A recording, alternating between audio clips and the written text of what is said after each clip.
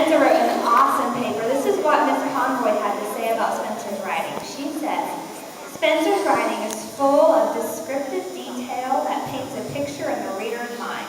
Spencer's writing has one main idea, is organized, and his personality shines through. I am so impressed with Spencer's creativity and humor. That's from Mrs. Conroy. I know she's very proud of you. It's called Monster in My Lab. Everyone thought I was insane to bring back the dinosaurs. Nobody would work with me, so I did the experiment alone. That is where I was wrong. Every good scientist has a partner, and there's a reason for that. It's so someone will check your work. Since I didn't have one, nobody checked my work, and I got it horribly wrong. I was mixing an unknown red liquid with an unknown yellow, blue, sickly green, and brown powder.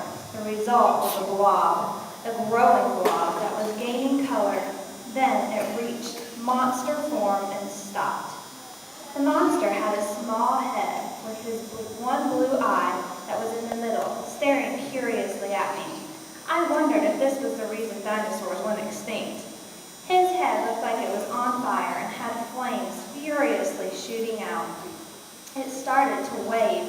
When I noticed its arms, he had two arms that looked like water, and one was longer than the other.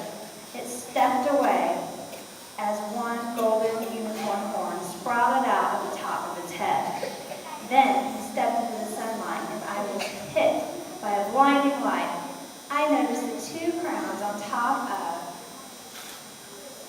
two fat, sickly green wings that were above his arms. His arms were connected to his skinny body that was connected to his thick, fat, weird, and brown belt.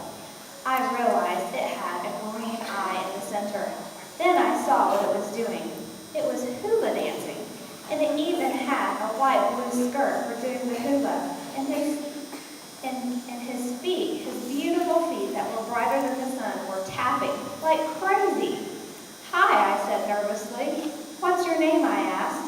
Hello, I'm Fred, it answered. Hi, Fred. But I realized he wasn't paying any attention to me. It was fixing my work, erasing, and writing. Are you a scientist, I asked. It seems I am, he answered. Will you be my assistant? I asked hopefully. I guess so, he replied.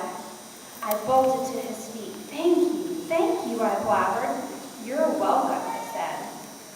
19 years later. What dinosaur are we going to create next? I asked my partner. I thought we would do the Triceratops, he replied. No, I answered. We did the Triceratops last week. We must have done them all then, he said, even if we did create more. It isn't like we couldn't get any more famous. We're the most famous people in the world, I told him. Just think, before this happened, people thought I was insane, I remarked.